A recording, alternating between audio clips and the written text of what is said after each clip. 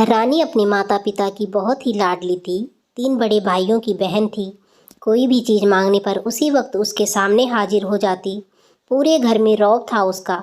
पूरे परिवार और नौकरों पर राजकुमारी की तरह हुक्म चलाती थी रानी। स्कूल में भी पूरा रौब था उसका। बड़े घर की लाडली जो थी वह। ऐसे ही उसने कॉलेज में दाखिला लिया। उसके ठाट बाट बड़ी गाड़ी में आना जाना, हर दिन नया फैशन देखकर हर कोई उससे दोस्ती करना चाहता था। थोड़े ही दिनों में बहुत से दोस्त बन गए उसके। पूरे कॉलेज में उसकी अपनी एक ही पहचान थी। इन दिनों उसके घर एक रिश्ता आया। खानदानी लोग थे और पापा की पुरानी जान पहचान थी उनके साथ। रानी के साथ कोई ज़बरदस्ती नहीं थी, पर रानी ने फिर भी हाँ कर दी, क्योंकि वह अपने परिवार से बहुत प्यार करती थी। वह जानती थी कि वह लोग उसका अच्छा ही सोचेंगे। लड़के का नाम पुनीत था। पुनीत काफ़ी पढ़ा लिखा और समझदार लड़का था। ससुराल वाले भी बहुत अच्छे थे। ससुराल में रानी की जगह वैसी ही थी जैसे कि मायके में। कोई भी कार्य रानी की सलाह के बिना नहीं होता था। सबकी लाडली बहू बन गई थी वह। फिर उसके घर एक बच्चे का जन्म हुआ जिसका नाम प्रिंस था। प्रिंस रानी को जान से प्यारा था। पोता पाकर ससुराल वाले तो फूले नहीं समाते थे। रानी कभी कभी सोचती थी उसकी किस्मत कितनी अच्छी है। उसका अपना उसे कितना प्यार करता है उसका परिवार। चाहे जीवन में कैसा भी समय आए, मेरे अपने हमेशा मेरे साथ हैं। मैं कभी अकेली नहीं हो सकती। कितनी खुशकिस्मत हूँ मैं। पर शायद रानी की खुशियों को उसकी अपनी ही नज़र लग गई। एक दिन वह मैके जाने की जिद कर बैठी। पुनीत को बहुत काम था, लेकिन वह फिर भी उसे ले गया। रास्ते में उनकी गाड़ी अन्य गाड़ी से टकरा गई। रानी, पुनीत और प्रिंस बुरी तरह से जख्मी हो गए थे। काफ़ी दिनों के इलाज के बाद पुनीत और प्रिंस तो ठीक हो गए, लेकिन रानी पूरी तरह ठीक ना हो सकी। सर पर चोट लगने के कारण वह अपनी आंखों की रोशनी खो बैठी। अब रानी की किस्मत जैसे उल्टे पांव चलने लगी। मायके वाले कुछ दिनों तक उसे मिलने आते रहे, फिर कभी कभार फ़ोन ही करके पूछ लेते कि अब कैसी हो। धीरे धीरे ये सिलसिला भी कम हो गया।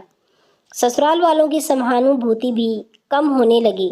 घर में किसी को पास बैठने के लिए कहती तो जवाब मिलता कि बहुत काम है, अब तुम भी हाथ नहीं बटा सकती। पुनीत भी चिड़चिड़ा हो गया था।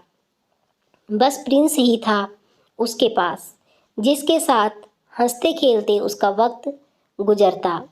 एक दिन रानी के हाथ से कुछ सामान गिर गया, जिसकी वजह से प्रिंस को हल्की सी चोट लग गई। रानी के सास ससुर ने प्रिंस को उससे अलग कर दिया कि कहीं उसे के ना देखने की वजह से बच्चे का कोई नुकसान ना हो जाए। रानी अंदर से बहुत टूट चुकी थी। एक दिन उसने सबके सामने मायके जाने की इच्छा रखी, तो पुनीत उसे तुरंत मायके छोड़ आया, जैसे कि वह भी यही चाहता था। लेकिन प्रिंस को उसके साथ नहीं भेजा गया। रानी कभी प्रिंस से दूर नहीं हुई थी, पर अपनी कमी के कारण उसने ज़्यादा बहस नहीं की। रानी को लगा कि वह 2-4 दिन वहाँ रहेगी तो थोड़ा हवा पानी बदल जाएगा, क्योंकि वह कितने दिनों से कहीं बाहर नहीं गई थी। घर वाले भी इतने दिनों बाद उसे देखकर कितने खुश होंगे। रानी के घर पहुँचने पर सब लोग बहुत खुश हुए। खाने में सब कुछ रानी की ही पसंद का बना हुआ था। उसने अपने मम्मी पापा और भाभी भाभीयों से खूब दिल खोलकर बातें की। उनके छोटे छोटे बच्चे भी बुआ के साथ घुल मिल गए। रात को सोने के वक्त जब वह कपड़े बदलने लगी, तो उसे पता चला कि उसका बैग तो बहुत भरा हुआ था। वह सब समझ गई। वह बहुत उदास हो गई। कुछ दिनों तक सब ठीक रहा, फिर जैसे सब बदलने लगा, सबका व्यवहार बदल रहा था। लोग जैसे थक चुके थे उससे। अब लोग घुमा फिरा कर पूछने लगे कि पुनीत कब आ रहा है उसे ले जाने। वह बहाना बना देती, जबकि वह जानती थी कि उस घर में अब उसके लिए कोई जगह नहीं। रानी से चलते वक्त कुछ ना कुछ नुकसान हो जाता, थोड़ा बहुत टोका टाकी उसे सुनाई देती, वह टाल देती। एक दिन उससे हाथ से लगकर एक कीमती फूलदान टूट गया। छोटी भाभी ने बहुत हंगामा मचाया। रानी के माता पिता रोज रोज के झमेलों से तंग आ गए थे। उन्होंने पुनीत को फ़ोन कर दिया। पुनीत रानी को अपने घर ले गया। रानी को अपने परिवार वालों से ये उम्मीद ना थी।